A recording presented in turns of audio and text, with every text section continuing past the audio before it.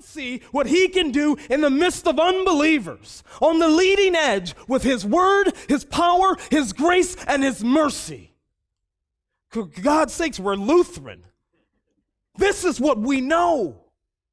All right, it's me again, Dr. Athanasius, tuning in from, I just got off of work. I was helping a patient here at the physical therapy place here in the back. I wanted to say a couple of words about something that's been on my mind. As far, because, a lot of people are asking and just commenting on the whole situation with, Mars Hill, the podcast, and, what my takes are, whatever projects takes are as far as that situation. Frankly, I think Twitter has one of these things where, a subject or a topic that outside of Twitter doesn't really matter, but Twitter makes it look like it's such a talked about issue and whatnot. And of course, abuse, abuse in churches, abuse of power by certain pastors, and the way that they scam the kind of the book industry, because we know that, for example, Mark Driscoll, he had this certain techniques to boost his sales books, and he just gamified and scammed, if you will, the Christian book industry. And so, but after a while, it gets boring, it gets repetitive, in my opinion, and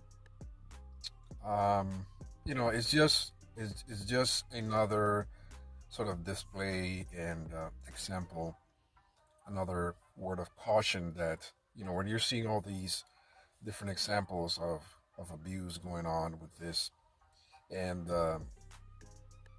we are seeing the results of the damage that this idolization of certain pastors is causing. And you have all these kind of culture making pastors look like rock stars and writing books. And one of the things I appreciate the most about being a Lutheran is that we understand the division between sort of the your day-to-day life and the sacramental, the sacred, right? And Wittenberg Project even has an audio, a video talking about that issue. But with other traditions, you see that there is like a mesh where the pastor is not only, they don't even believe in the sacraments, but we as Lutherans, we are clear that the role of the pastor is to dispense or to administer the sacraments. He's called to preach the gospel. And of course, he may have his takes and his opinions about cultural issues and whatnot. He may give you his opinion, and I may respect it. I may even follow it. But I think pastors, by and large, in our Lutheran tradition, understand that, that's not their place. That's not their calling. Which is, to be frank, if I was a pastor, it would feel like an incredible burden being lifted off my shoulders. I'm just being honest with you. But in these traditions, which tend to be non-sacramental, the American evangelical situation, that doesn't exist, right? So the pastor stands in between the gap between the secular, if you will, and the sacred.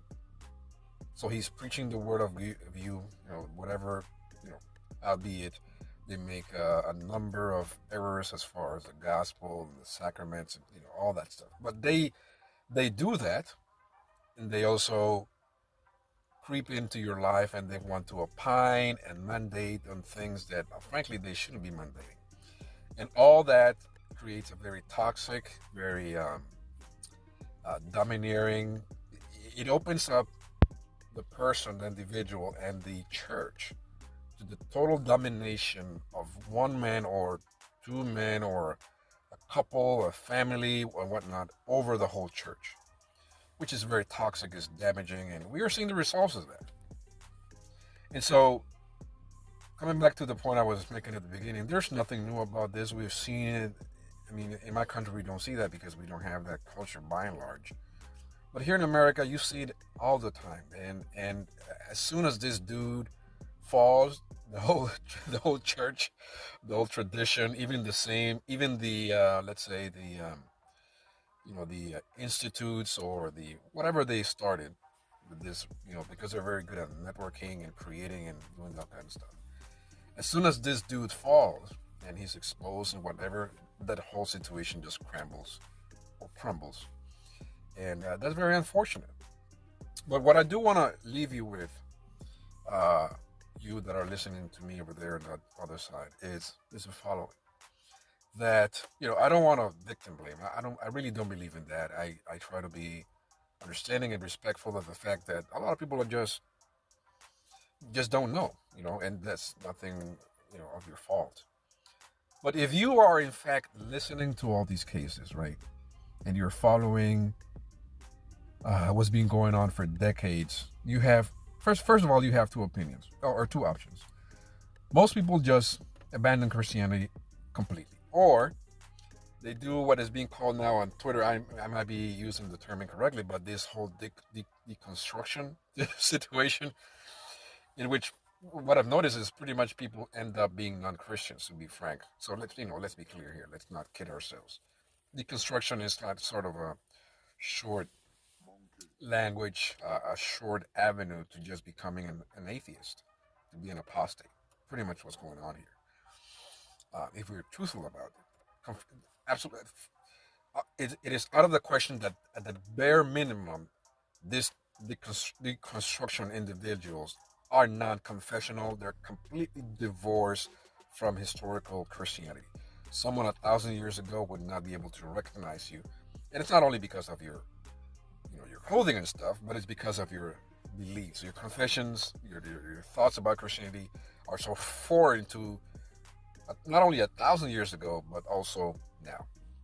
So those are the two options. You have the option of becoming just completely leave the church, be an atheist, secular person, hating on the church even, or just deconstructing your Christianity, pretending that you're still a Christian, but holding all these beliefs that have nothing whatsoever to do with Christianity.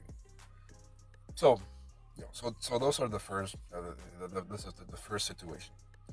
But my word of caution to be the following: like, if you have been observing this, and you decide, and even more, if you're watching this video, or if you watch other guys speak about that, or ladies speak about this, and you decide to continue and remain in a non-sacramental church, a church that has built up the image of the pastor to this ridiculous heights, right? And you have this kind of phony, empty, it's all about my emotions, it's all about my friends, and I like to hang out there. It's the music and the rock concert, and it's about the spirit and not about the scriptures. It's not about confession. It's not about the letter, because the letter kills the spirit, and blah, blah, blah, all that stuff. If you decide to remain there, I don't really feel that very sorry for your situation anymore, because you've been warned, you've seen the signs on the road, and you have decided to continue in this. I would encourage you to leave that tradition. I would encourage you to become a Lutheran, if you would.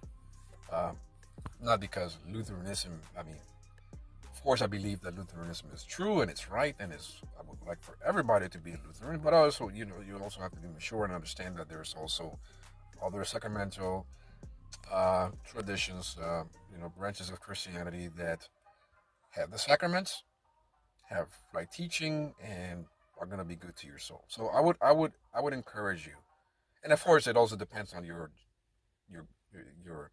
location, right? Because certain geographical points don't have an incredible amount of options of Lutheran churches to select from. But I would encourage you to reconsider yourself, and you've been warned, man. And the annoying thing is, like, this is a little bit, venting and beside the point. Do you understand how annoying it is for you to continue to complain and bicker and and expose all these crazy, toxic, in my view, no good traditions or denominations, modern stuff. You condemn them, but you remain a part of that tradition. Don't you haven't you considered the fact that maybe it's the doctrines, the old doctrines that you have held, that your tradition has preached, taught for a long time, that is precisely the problem of this in this equation? Sorry, my hand was in the way there. Have you considered that? So, in my view, I think you're being, I'm sorry, incredibly silly and naive to believe that staying within a tradition that has been historically misguided, that has discriminated against people, minorities, and just has a, and you guys know what I'm talking about, with tradition I'm talking about here, and I don't want to name names, and you decide to stay there as if your little small voice is going to change this whole machine, that you're going to change hundreds of years of tradition and bad theology. You really believe that? And I find it very difficult to feel any sort of empathy or sorry for you. Maybe I feel sorry for you because I know that you're heading the wrong way and you're not going to fix this problem and you're going to wreck yourself and be incredibly frustrated and discouraged and yada, yada, yada. So yeah, that is my take. There's especially in this year, this age of the internet, we see so many things. We know, perhaps we know too much. And yeah, Mark Driscoll was he was a piece of you know what, and yeah, we know that. We don't have to belabor that point. He maybe went a little bit farther than many other guys, but it's the same. He's part of the same family, the same toxic system problem, you know, that continues to crank these dudes out. And you, as an individual, as a family, you just have to make a decision. Let me get my theology right, and let me just abandon this tradition. Christ is still good to me, but this situation here is toxic, and you have, at some point, you have to learn the lesson. There's no sense in continuing to build all these apologetic platforms and exposing you, oh, you're a racist and you're this and all these books, and you remain in the same system. You continue making the same, like dude. And yeah, I'm talking to you, some of you reform guys. It's just, they're not going to change. Baptists are just Baptists.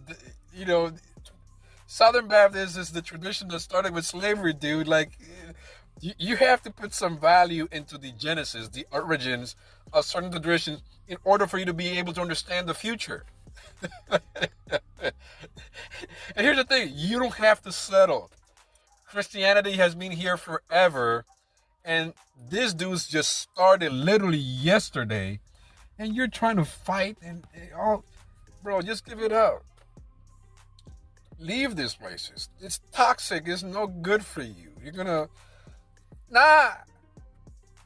Anyways, Wittenberg Project, Dr. Athanasius, give you a piece of my mind, even though you didn't ask for it. But it's what I do.